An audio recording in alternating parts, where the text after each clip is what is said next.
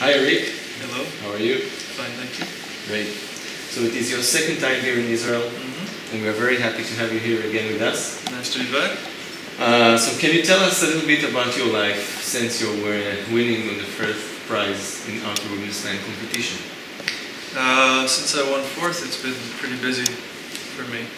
I went back to New York, moved some of my stuff out of my apartment to Baltimore, which is where I am now. And then I went to Bowdoin for 3 weeks. There's a music festival there.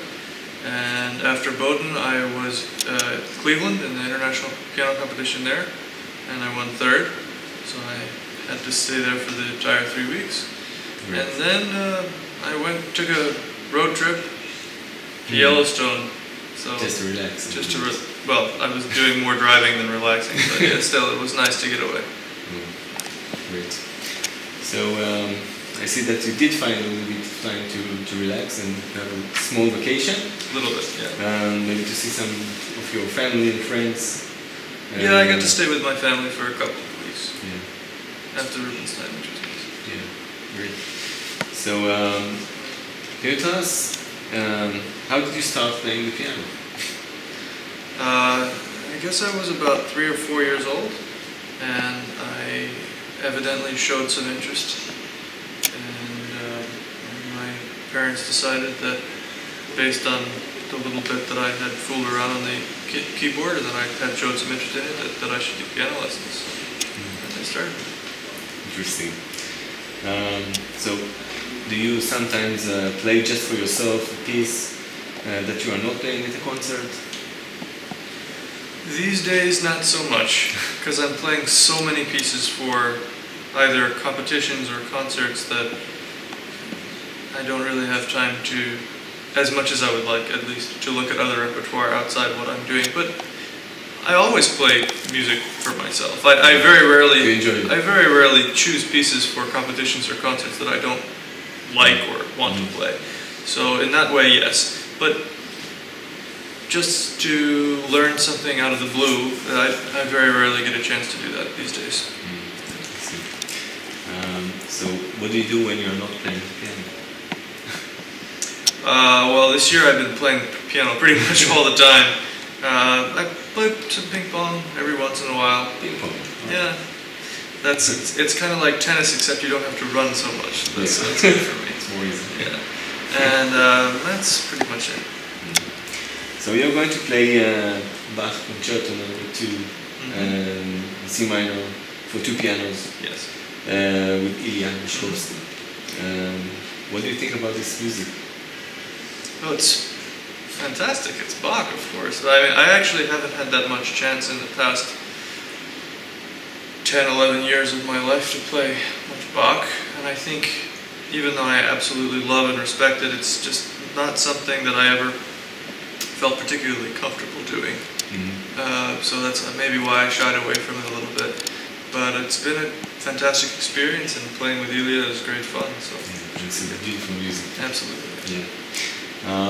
Can you think of one special piece or event that influenced your career?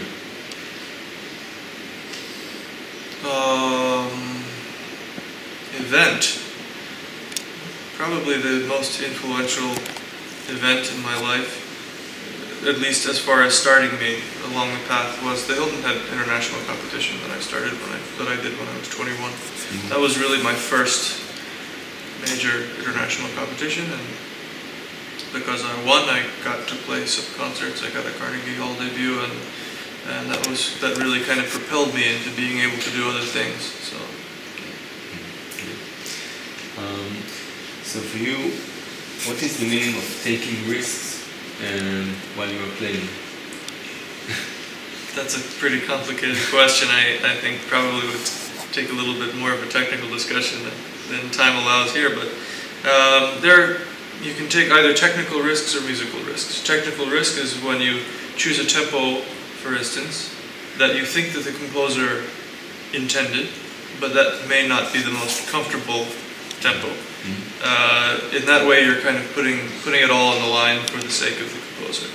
But you can take musical risks more so in competition. I think that makes sense, because there's a certain tendency for players at competitions to play in kind of a narrow way, kind of void of eccentricity. And if you can be musically explorative during a competition, and that way you're taking musical risks. So that's, I guess, as short of answer to that question as I can give you. It's a good answer. Who is your mentor? Do you have one? I guess Boris Slutsky, my teacher for many, many years. I started working with him when he was 35. We've been, for the last 15 years, off and on working together. Yeah. And he's a fantastic musician and a great person. So, if you could choose only one favorite pianist, who would it be? I think it's impossible. I think it's impossible, really, to choose among the crop of young pianists currently. Well, he's not really young anymore, but Kissen is the person who I find his interpretations and his ability generally to be just mind-bogglingly great. Among the old generation, of course, Arthur Rubinstein and Richter are two pianists that I greatly admire. Yeah, it's a hard question. So usually the young generation is less fond of classical music. So how do you see your part in bringing them closer to it, if at all?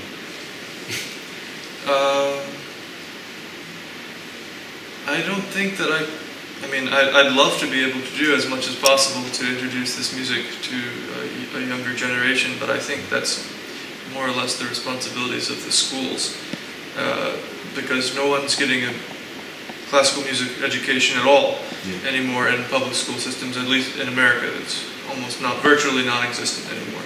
And if you don't grow up with this music, with very rare exceptions, if your parents don't expose it to you, if the school system doesn't expose it to you, then by the time you're 20, 21, 22, it's kind of already too late. You know, you just don't. I know a lot of people come to it later in life, but it's certainly helpful if it's introduced to you at a young age. And I'd like to do some of that work eventually later in my life. Okay. So, what are your plans for the upcoming year? Anything special? Well, I have a few concerts coming up from the Cleveland competition that I'll be doing next year. There are, of course, several competitions that I have my eye on, although I've been doing a lot of competing in the last 5 years, and I have to make a decision, especially after this year, which was very successful for me, how many more of these things I actually want to do. But I just started a doctoral degree at Peabody, and so I'm going to be busy doing classwork and things like that as well. So I'm going to have my hands full, for sure. So to conclude our short interview, I want to play a short game of association. Oh no. So I will read the word out loud, and you can just tell us the first thing that pops out of your mind. Bach, for instance. Ilya. Vacation. Yellowstone. Etudes. Chopin. Love. Chopin. Home. Home? Baltimore. And Eric Zuber. A nice guy. I hope. So thank you so much for your time, and we really look forward to hearing you in the concerts in the marathon this weekend. Great. And we wish you a lot of success. Thanks Thank you very much.